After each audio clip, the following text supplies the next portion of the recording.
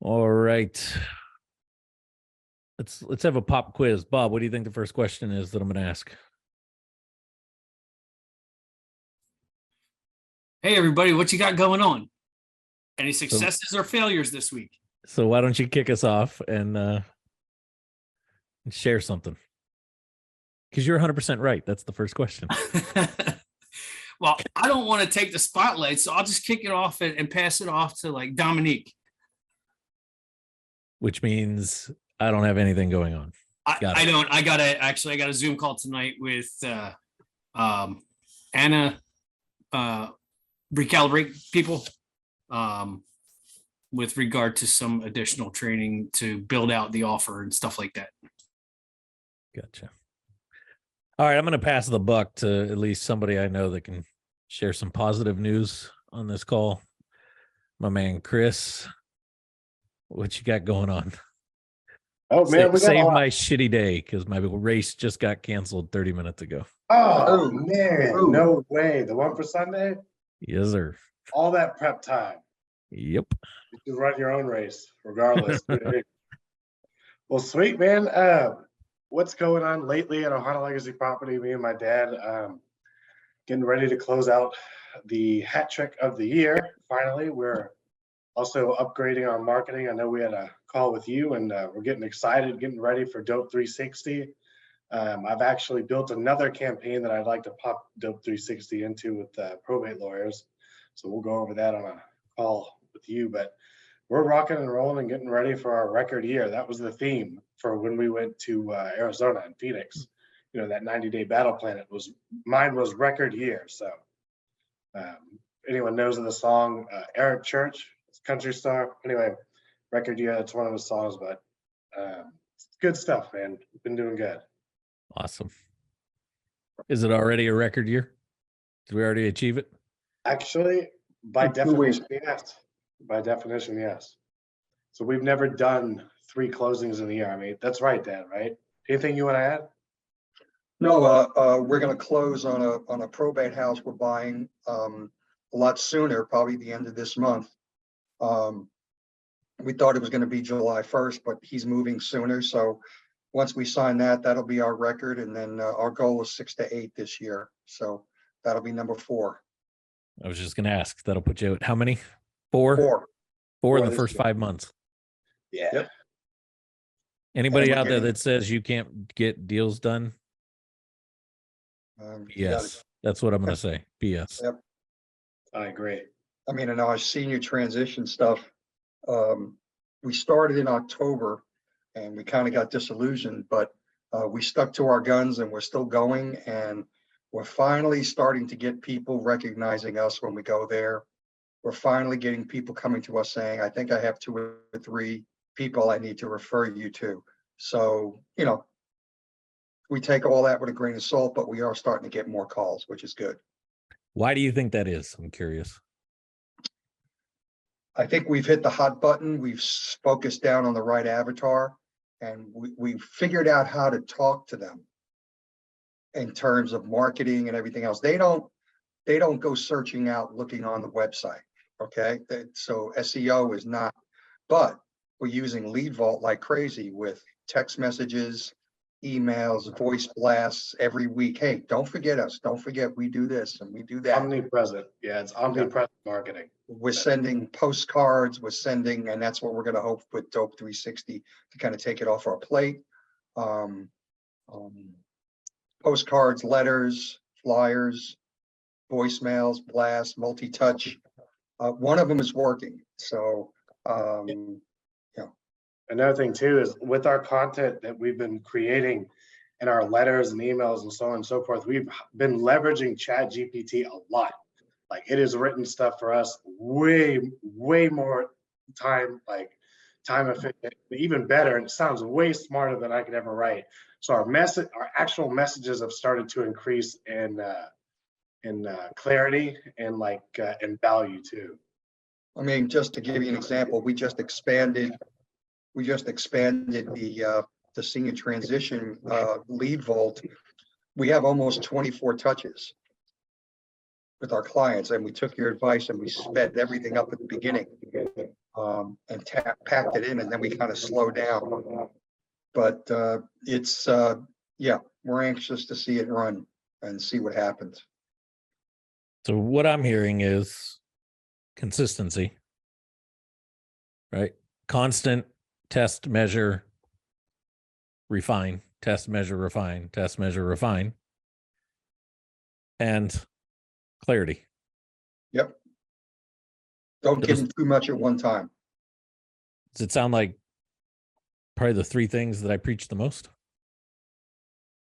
It's got to be, because we're following it.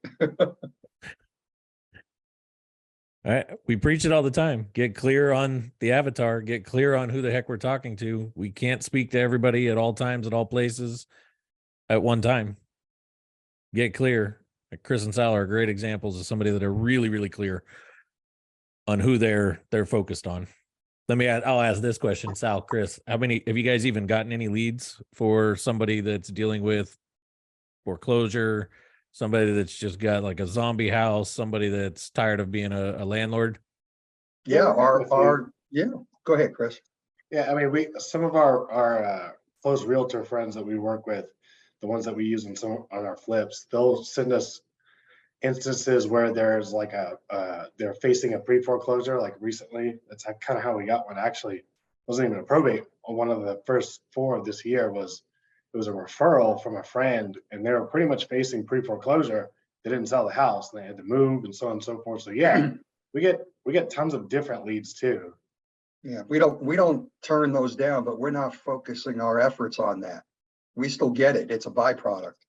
Hey, Yeah, Lauren. that's why I asked that question, because I hear this all the time. Shawn, I can't niche. Shawn, I can't niche. I can't focus that minute. I need deals from all over the place. I'm too afraid to do it because that means I won't be able to get the, whatever. I can't focus on bankruptcy because then I won't get the probates or the foreclosures or the, divorce or just the fire damage or whatever it is. I have to just stay general. Roger and I hear this all the time, right? Well, I can tell you a story that you might want to tell some of your clients. Back when I was in the pharma business, we were marketing a $1 billion product, testosterone gel. Okay, $1 billion product, and we decided to segment and niche down. In other words, we had a list that was 1 mile long and 6 inches deep, instead of 6 inches wide and 1 mile deep. And we went with a $1 billion product. We changed our focus and only we didn't go after primary care, even though they see it. We went after urologists, and we even went after OBGYNs, because the women were going to the OBGYN complaining about their husbands. So we did that, and we moved it $500 million. Went to 1.5 in a year and a half by segmenting. So I kind of had experience with it. It still was scary when we did it, because it was our money, and it's not that kind of money, but it was still our money. But we have a model where, it worked. I agree. You guys have heard me say this before. I'll say this and then we'll kind of shift, see if anybody else got anything going on. But I've always looked at real estate. I don't care if you're a real estate agent, real estate investor. I've always looked at real estate through the same lens that I look at the legal industry. Attorneys, lawyers. There is very, very, very few, quote unquote, and you can look at it in the medical world too, right? General practitioners or general practice law firms where they'll take any case in any kind of industry. Most of the time when you find those, it's because they're a bigger firm. They've got, multiple different attorneys in that firm, and each one of those attorneys in the firm specializes in something. Therefore, they can take it in because it's going to filter down to the right person. The majority of the time, though, law practices, they're very focused on like 1-2 subsets of law, right? Deanna's looking at a lot of different, medical type things right now, cosmetic type procedures, these type of things, whatever the case, right? Take Dr. Pimple Popper, for example. Ugh. right? That is an individual who exploded. She's a dermatologist, which if you think about it, dermatology is that pretty broad. Yeah, it's like saying I buy real estate. It's broad. But Dr. Pimple Popper exploded when she niched down and started focusing on what? Pimples.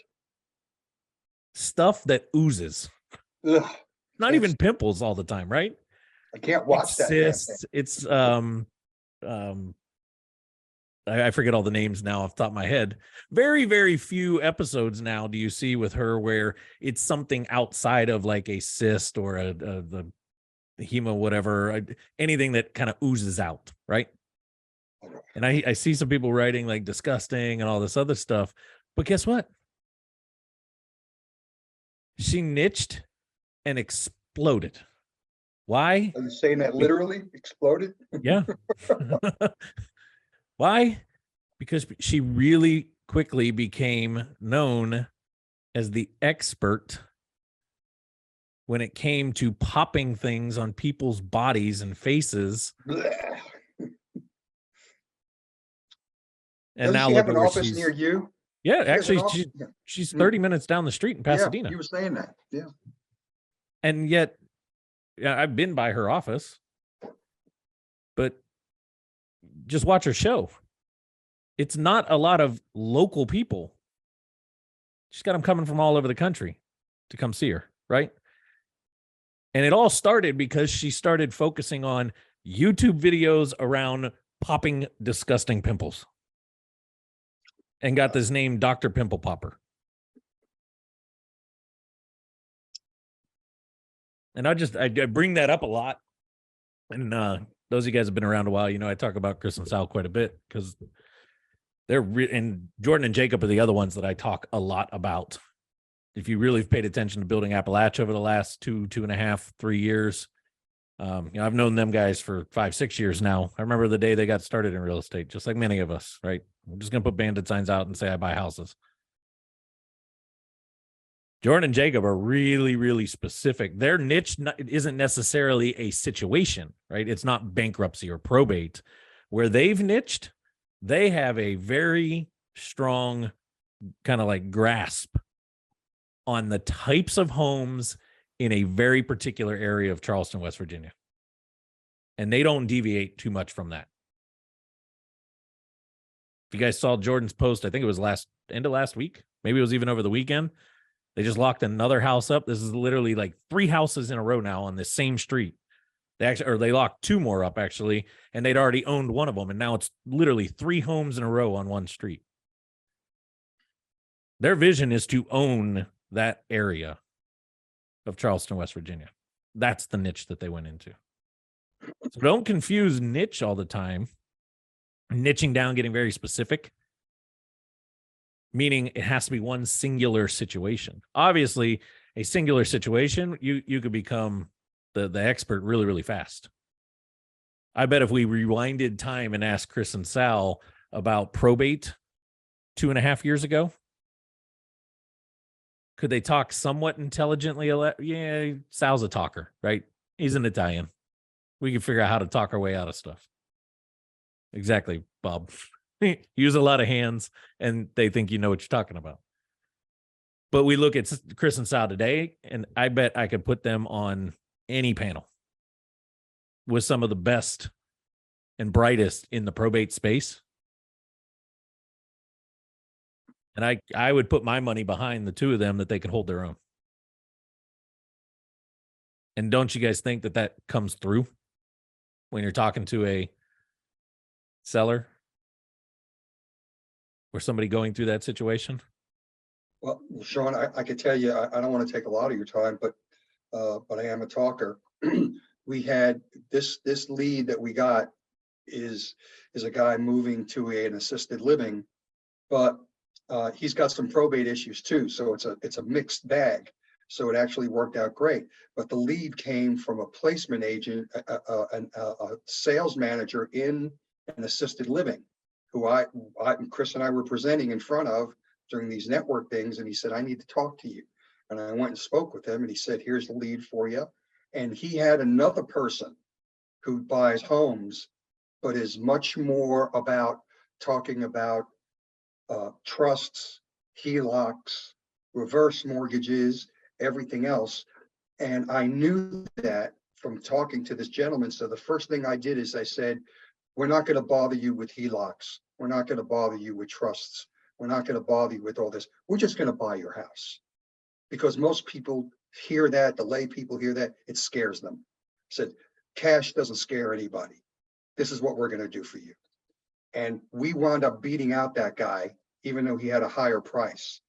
And this is the second time this has happened because we understood our niche.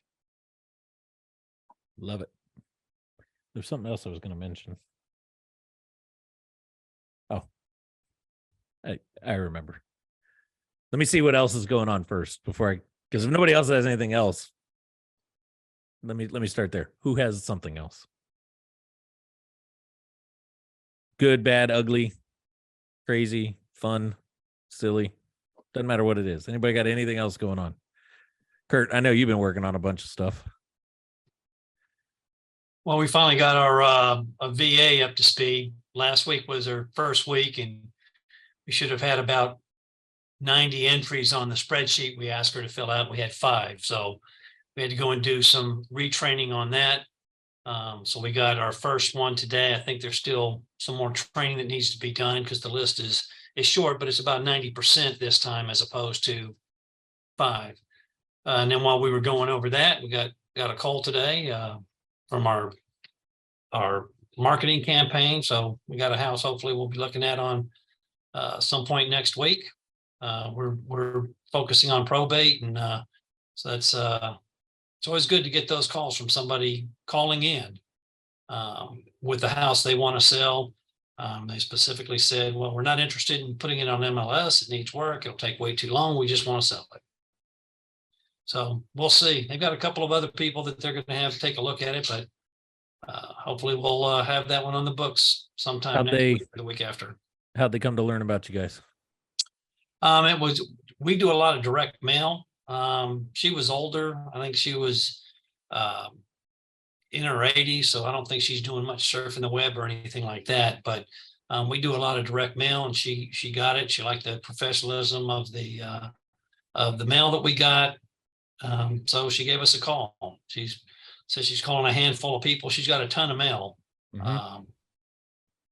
So hopefully we'll be out walking around her place. She'll be out of town through the weekend. But hopefully sometime next week we'll be walking through and giving her a bid that she'll take. Gotcha. I'm seeing a trend. Funny trend. Kurt's in DFW. Chris and Sal's in Houston. Sounds to me like the central to eastern parts of Texas is a bunch of old dying people that are going through probate. The other trend is those that put out very consistent messaging to the right eyeballs and the right ears are getting action coming back. Well, this was a response to our we do multiple touches. We do direct mail, but it's a different look each time. This was the 4th touch for her. Good so, data. Yeah, if we'd have just sent out the one, we'd probably never have gotten a call from her. Good data right there. But yeah, if anybody's in the central to eastern parts of Dallas, sounds like if you focus on the exit, the late life exit, we'll call it. From my point of view, I say focus on Oklahoma. Because you don't want competition in your backyard. There's plenty. Come on down. Yeah. Anybody else got something? I see Dominique's on. Eileen, I'm not sure if you're there. It's a black screen. I have no idea who iPhone is. Normally that's Bob, but Bob is actually on screen today. Anybody got anything else going on? I'm here. I'm just in my car, so I'm just kind of listening today. Gotcha. So I've got a question for everybody. It kind of leads into And it's funny how Chris, how you guys kind of got us on this topic, and then Kurt kind of emphasized it with some of the stuff he's got going on. But it ties right into kind of a question that I wanted to ask you guys today, and then kind of stir up some conversation, maybe a training or two in this. How many of you guys are noticing some changes in the real estate space itself? And go broad, right? I know we've been talking a lot of niche stuff here. I want you to go broad here for a second, kind of 30,000 foot view looking down at this. How many of you guys are seeing some changes in real estate, period? Kind of see some heads nodding. Bob gives me the thumbs up. What's some of the stuff that you guys are seeing? Curiosity question here. There's no right or wrong answer, so feel comfortable answering. The beginning of the year, with the interest rates going up, the housing market wasn't reacting. The prices kept going up. So you had high and high. And what we were told in some of the networking that we did is that the lay public is usually 90 days behind what the actual information is. So that in 90 days, the prices will start to come down because everybody's going to realize no one's buying the houses. Okay. And that's what seems to be happening. But now you got the interest rates are still going up. So what we see is a mixed bag. We see parts of the market where people are still pricing their house sky high, and others that are being more realistic. The ones that are being more realistic, quite frankly, are getting prices that are over what people are asking, and they're moving fast. So I think part of the data we're seeing is house selling is moving, but which houses are, okay? And I think that's where the mixed bag is, at least what we're seeing. Bob, I saw you had unmuted. Yeah, what I'm saying is longer times on the MLS, as well as prices, not 5 and 10 grand, like dropping 25K at a pop. I actually was looking at one last night. It's been on the market for 120 some odd days, and they're literally $100,000 less than what they originally listed for. So I'm seeing a lot of that popping up. So that's why I don't have any good news stories yet, but they're coming, and they're coming fast. So easy win. Yeah. I'm curious, Lauren, I know you're an agent. I don't think anybody, I think Dominique might, I'm not 100% positive on that one. I'm curious, inventory. Who's been paying attention to inventory in your markets? We still have low inventory here. Okay, so not a lot on the market. How about the inventory of buyers? I don't buy it. Okay. Look like Dominique was, there you are. And that's funny because I'm actually a broker, but and I think it's still regional of what the market's doing currently, but in this area, we still have more buyers than sellers. Okay. But the buyers are expecting prices to come down, so they're being pickier. So if your property's turnkey, you could still get multiple offers, but if it's not, you better get it. Okay. Very consistent to what we've been seeing. I actually was just in a mastermind call, one of our mastermind groups, talking to a couple other agencies that actually they work in the real estate space as well. They focus more on like YouTube ads with real estate agents is kind of all they do. And we were talking, and a lot of the same data, a lot of the same things. That's not what I wanted to get into and ask. What I wanted to ask is, how many of you guys believe that data truly can tell the story and give us insights on what needs to be adjusted? I should ask, does anybody not believe in data? Think that data is a waste of time? And some of you guys that aren't on camera, I don't know whether you're saying yes or no. If you don't, unmute and say something or hit the chat buttons. It depends on the data and where you're getting it from and if it's reliable or not. 100% agree, right? Gotta have good source of data, and then we also got to pay attention to the right data for what we're looking for. But I think it's pretty safe to say I don't think anybody would argue that data is not important, right? Especially when we look at real estate, right? These are things that we kind of pay attention to. What's going on with pricing? How fast are things selling? We in the real estate investing world, we rely on a lot of data to dictate what are we going to buy this house for, right? What are we going to put into this home? How much are we going to try to list it for on the back end? Data dictates a lot of those discussions. So the big question comes around data in your business.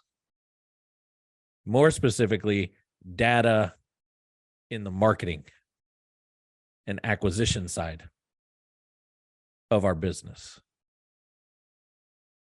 And I'd be curious to hear how many of you guys are actually tracking data, not just going day by day and whatever happens, but actually tracking some data points. Obviously, Kurt threw something out earlier, and I said that was, really good information. That was data that he was talking about, right? That this lead that he got took 4 touches. Right? That's a form of data in our marketing.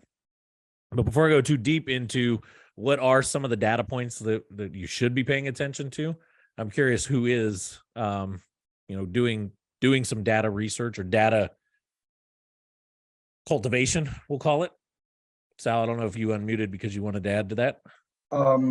What Chris is doing with PropStream, which is how we get our ARVs, is in the past, we would look at a year, what's sold in the past year. Well, we learned a very good lesson, and we've got it narrowed down to like 3 months because the market's changing so much. So we just go back from the day we're looking for pricing back 3 months, and sometimes less than that, to see what's been sold and what the pricing is. And there's a dramatic difference. That helps us to be more realistic with what our pricing is for not only our investors, but what we want to sell it for and all that, what we want to put in it. Yeah, and I mean that's obviously on the pricing comping aspect, right, of our side. I want to get a little more granular here and talk more on the marketing aspect of our business, our campaigns, what's going on with our marketing, what's going on with our visibility, these type of things. Is anybody outside of myself, because obviously I do this all the time, is anybody paying attention to, and it's okay if you're not, my next question, you already know what that'll be, is why not? But is anybody doing it? And it doesn't seem like those that are on the call, are. Chris, I think you answered the email. I think it was you guys that I sent an email to last week with a Loom video breaking down some data. Was that you guys? Or I know I sent one to Jake and Marie and they've been digging into some stuff. I don't think so. I don't think it was us. Why did I think it was you guys? Let me look at my Loom. I responded, completely forgot. Thought I sent you guys kind of a breakdown of what your analytics look like, postcard stuff, all of that. Oh, I think you might be right. Oh yeah, that was a little while back. Yeah, a week, 2, something like that ago. Yeah. Right. Here we are. My Loom's not loading. Let me see if I find it in the email. I can forward it to you. I found it. You did. Just reply back to the email. It'll bump up on my thing. I'm going to see if I can share part of it to show.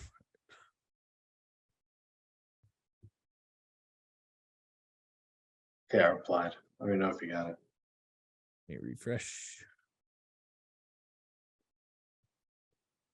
Our internet has been moving very slow here at the office the last couple of days.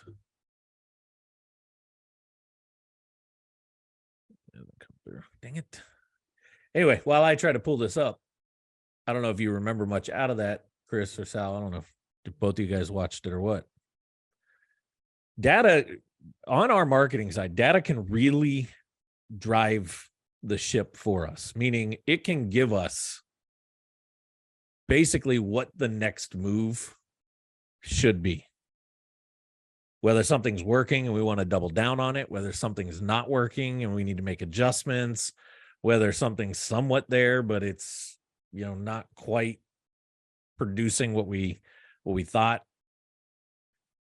Data, there's a lot of gold that lies within the data, especially on our marketing side. Here we go. It finally came through. And before I share the video here, I'll play kind of part of it just so that you guys, it's only 2 minutes and 50 seconds long, so we can watch it really quick. Here's a really good example of what I'm talking about. We have a client. You guys, I don't think he's ever actually joined one of these calls. He does a bunch of paid traffic. We manage SEO at a very high level, all that kind of stuff. He's over in the Long Island, New York market. And as of late, this is why I was asking initially, like, what are we seeing in our marketplaces? Because as of late, we've been noticing, and if it wasn't for paying attention to data, we never would have seen this, that searching, the search volume in the Long Island area for the type of things that we were driving traffic around in the past has diminished. It's gone down, right?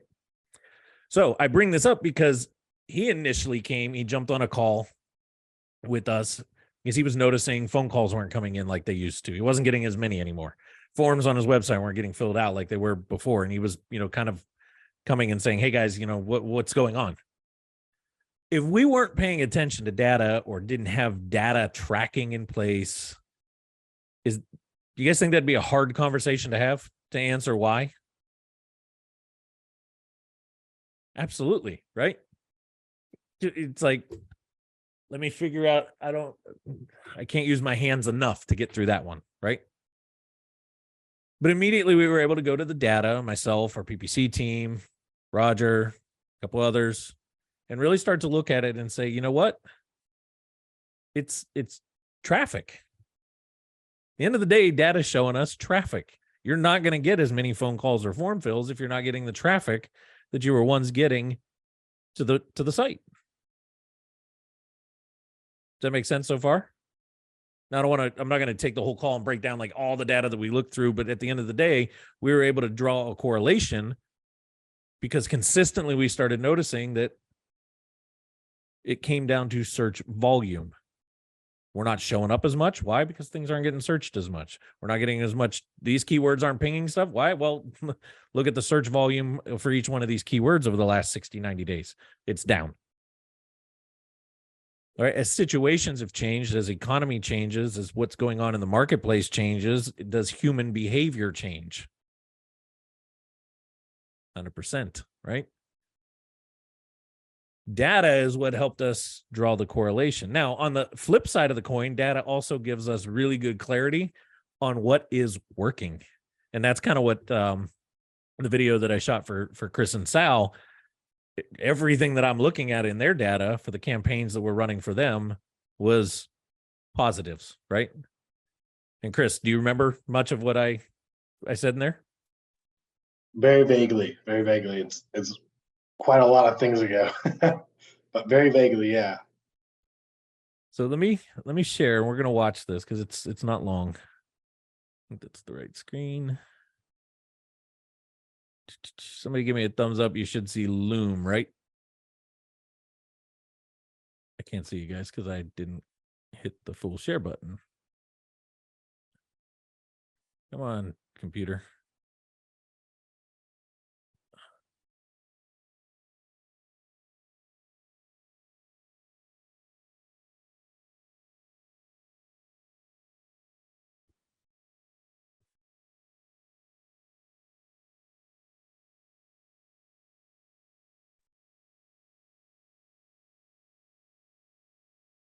Nothing yet.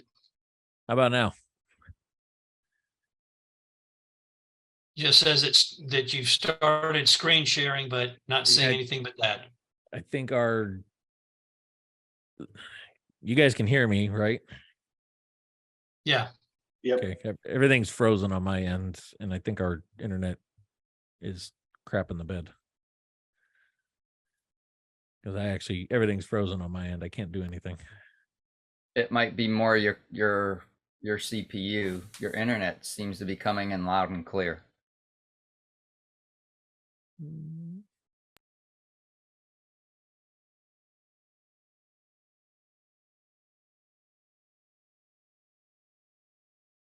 Can't make anything. I can't change. I can't click. Which Yeah, is your RAM is full. I shouldn't have any problems.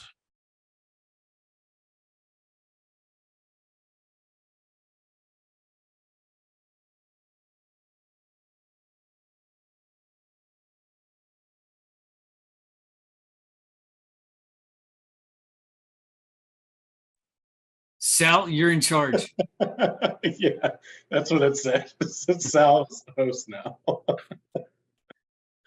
Yep. That way he didn't lose the link. So he's just going to log off, log back in. Good thinking. He's the responsible adult here, I guess.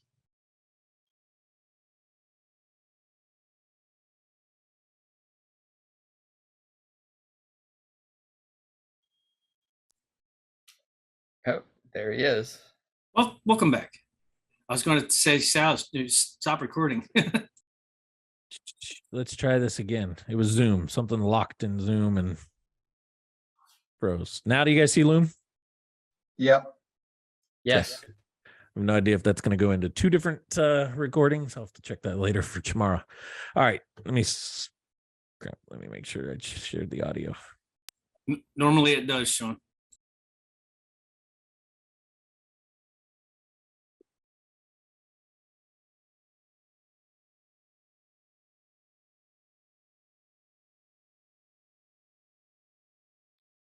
Not in the studio. So this computer was set up different. All right, here we go.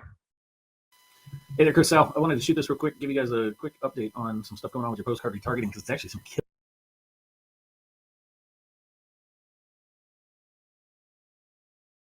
I always look, you guys are hanging pretty steady, pretty much daily.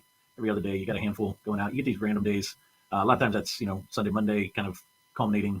You get these days with, fives. But for the most part, you're just getting consistent, steady traffic like you should be to the website, and cards are being able to go out. If we look at the state and zip here, we can see Texas is your largest area. If we look at your top 20 zip codes, Katy is your top zip code. You got other ones there in Houston. But, you can see here, predominant Texas on there.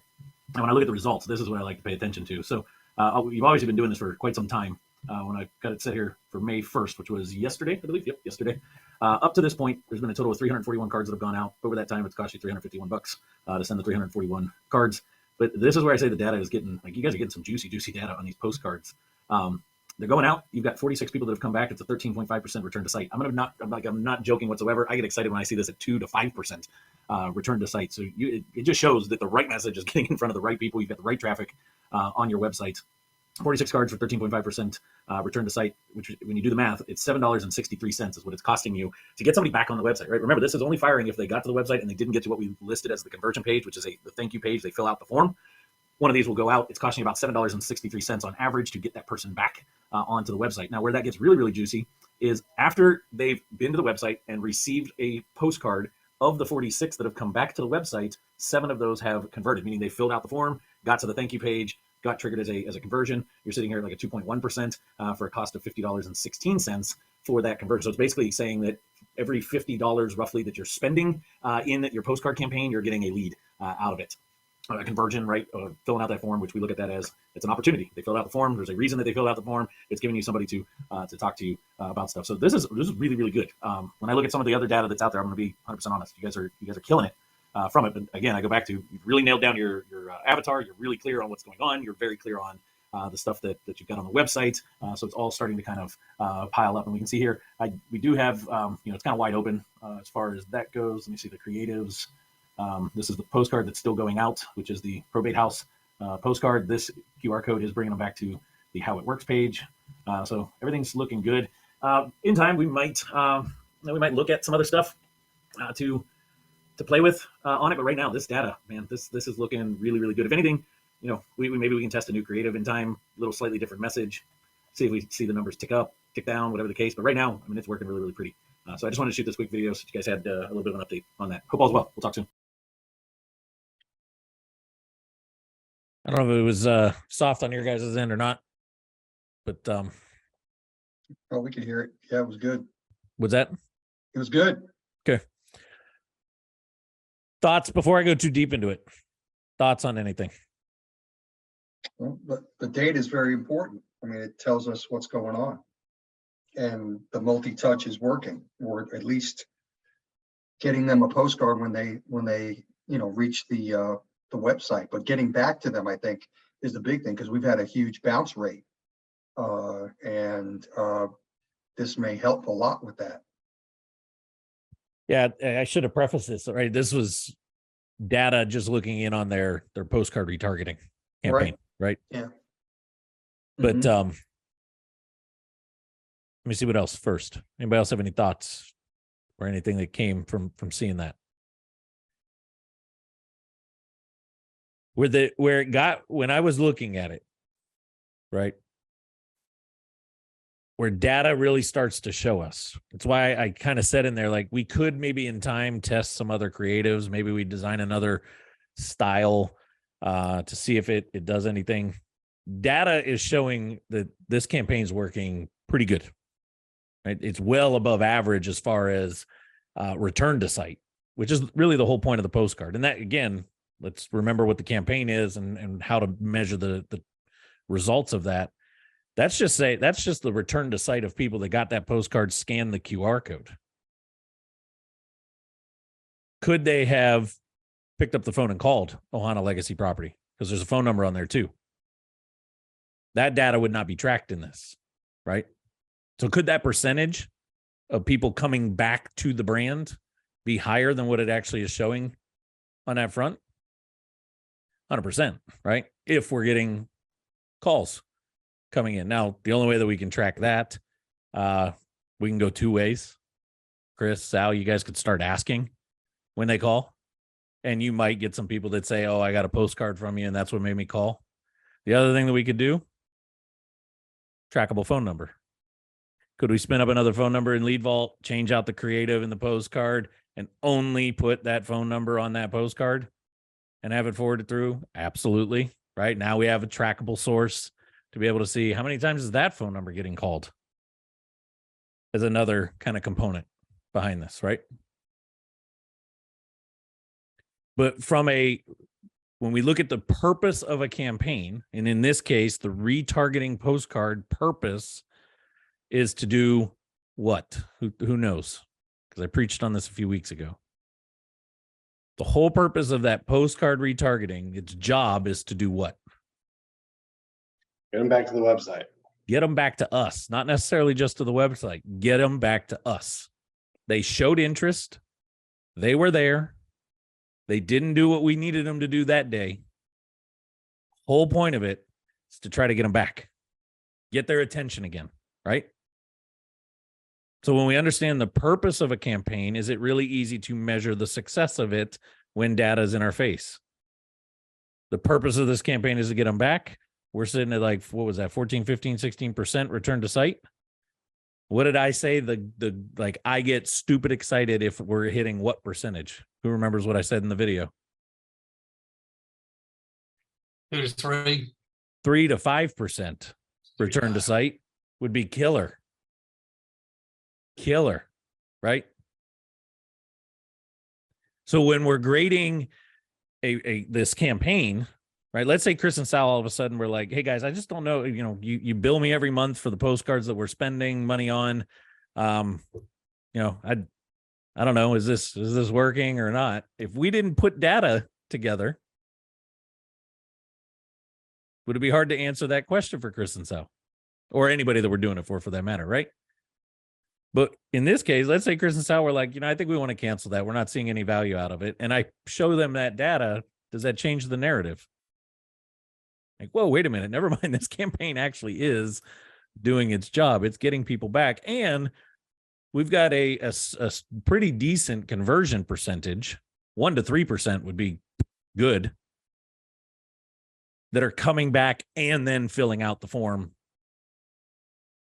that's on the website and getting to the conversion page. Because who knows, maybe them coming back, maybe that's what made them finally go do some brand searching. And I thought in that video, I actually dove into your guys' analytics, your Google analytics themselves, but I don't have it pulled up, and it'll take a little bit of time to put it together. But that's where we start looking at the next layer. Is brand search up? Meaning traffic getting to the site. Is it coming from your brand name being searched? And when we start looking at certain types of marketing campaigns, if you're the ones sending direct mail, if you're the ones doing display, billboard, right? Billboard's offline, display is online billboard advertisement, display ads. If you're doing these type of brand awareness campaigns, how we measure the success of that is brand search up? Is website traffic up? Is social media traffic up? Because the point of those campaigns is to do nothing more than just put the brand in front of eyeballs, right? Get brand in front of brains. And a result of that is they start to search. Who is this company? When you see something over and over and over again, and it's matching a situation that you're in, it's normal human instinct to do some research, right? To look them up, to click on something to see what the heck it is. So data, let me finish this, Sal, and then I'll let you chime in. Data really, at the end of the day, is the driver of everything and anything that we do. From a marketing standpoint, to really know if something is or is not working and what needs to change, right? Let's say all of that looked great and Chris and Sal are sitting here going, we haven't done a deal all year. Could we use the data to figure out what's the problem? Because it's not a traffic issue. If we see that, it'd be more of a what? Tracking or marketing issue. No, closing the deal. Closing the deal. It's a Chris and Sal just don't know how to talk to people. Chris and Sal don't know how to negotiate a deal. Chris and Sal are too afraid to make an offer. Chris and Sal are, too conservative with their offers. Based on what I'm saying, what I'm hearing back from you guys, right? Because data shows you've got traffic. Data shows you've got things coming in. Does that make sense? Yep. But if Chris and Sal are saying, hey, I'm not doing any deals, and then we look at the data and it's like, well, okay, you've got no eyeballs. There's nothing on you. You got no traffic getting to your website. You got no phone calls coming into your company. You got no marketing going out. Of course, you haven't done any deals. That makes sense? Data is like our little unbiased business partner that never takes a side, never argues with us. It only spits facts, and sometimes we like it and sometimes we hate it. Sal, go ahead. No, this just confirms the discussion Chris and I had with you last week when you showed us the data, and we're going into Dope 360 and, moving forward, because we want to put more fuel on this since it's starting to work, and not necessarily to make it better, but if we just keep it consistent, we'll get our leads, and then we'll do what we have to do to convert. The other side of all this, campaigns change, right? Tactics change. Just like the economy and situations and what's going on in the niche, space, in this case, real estate, what's going on with real estate in general. When those things change and human behavior changes as a result of it, marketing efforts also change. There's no one solution, right, that consistently forever will always do the job.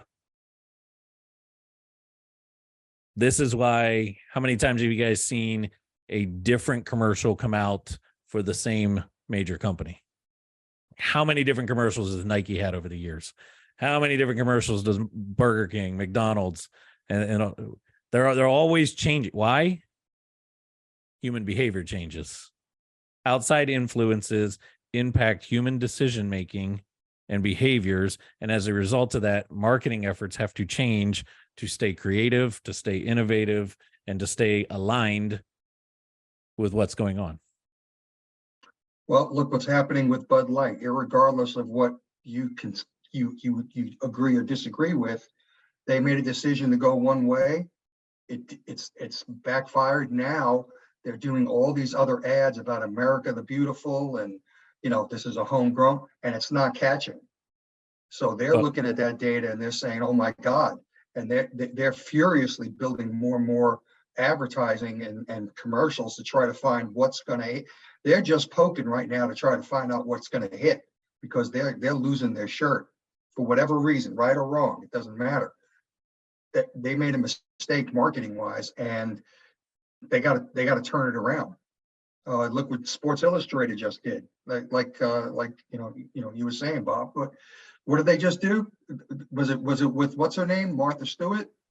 You got Martha Stewart and a trans. Both of them are taking two different covers. Yeah, okay, so they're taking a chance and trying to see what's going to happen. I'm sure they have some alternate plans in case something happens. But yeah, I agree, Lauren. But that's a whole nother story. I think the point is that you got these people with billions of dollars that are looking at the data, and now they're scurrying because they're trying to find something that's going to get some traction here. Once they do, we're going to see that advertising everywhere. In all formats, but they haven't found it yet because they made a boo-boo based on what we're seeing on the data. There's a lot that could be learned from major outlets, right? From a marketing standpoint. So, not saying that any of you guys are going to start using controversial imagery and situations in your marketing, but what I mean by that, my statement was, Sal said, once they nail it, it's going to be everywhere, right? That's what I mean by omnipresent. That's what I mean by saturating your audience. But also the lesson to be learned is we could make the wrong move too, right? So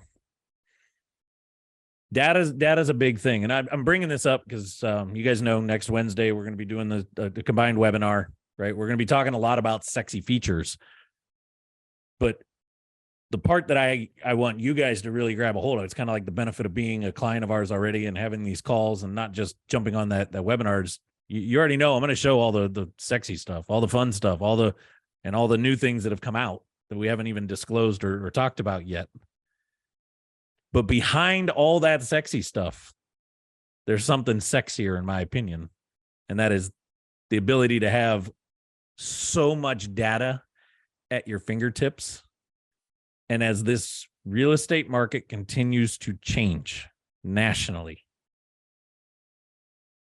I personally believe it's now more than ever more important to be flexible with your marketing campaigns and not be kind of jerky, right? Try this, stop everything. Try this, stop everything. Now more than ever, it's about being flexible, adjusting, constantly trying to dial in what is going to work. Because as you guys heard, there was a couple of you guys shared, you're all in totally different markets. Some similarities, but some differences, right? Every market's different. So I'm not saying don't listen to the outside noise. Don't listen to what other people are doing. Don't listen to what other people are saying.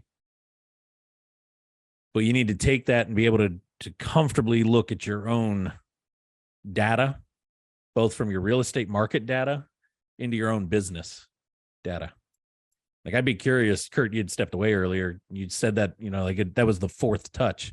I'd be curious to dig deeper into that data and find out, like, where is the ideal touch point when we're starting to notice people, and I know it might have just started happening where you're getting these calls coming in, maybe because you're staying a little bit more consistent, but these are data points that we like to hone in on. Like, where's the ideal point?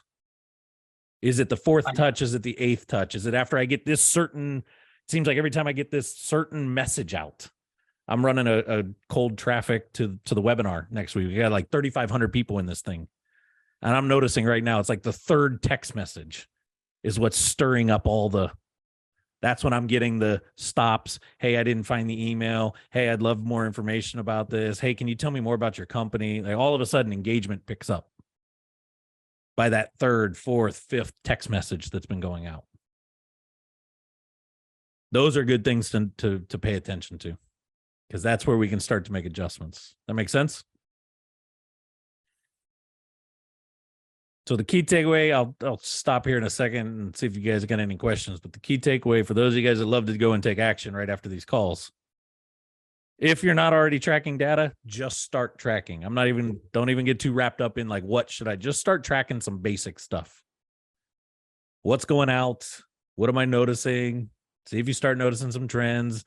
Play with those of you guys that are on Lead Vault. If you're using the phone numbers, if you're driving traffic at those phone numbers, you can pull reports. There's stuff that you already have at your fingertips. Start looking into it. And then, I don't know, come back to one of these calls and ask. Let's break these down a little bit in detail, right? Those that are not tracking any data at all, just pick something and track it, please. I just want you to get some action going. So with that, I will open up. Does anybody have any thoughts, comments, questions before I end us today? And final reminder, next Wednesday, it is a different link. So there's messages that have gone out to all of you guys as clients. Please be sure, if you want to be on the training next Wednesday at our normal time, it is a different link. Make sure you register so that you use that link, because it is going to be more of a webinar format. Dave, myself, we will be on. We're going to be sharing screens. It's not going to be slide deck presentation. That's not how Dave and I plan to present this. It's going to be a lot of us showcasing some really sexy stuff and then going to you guys to say, okay, what questions do you have? What thoughts do you have? What use cases are you thinking?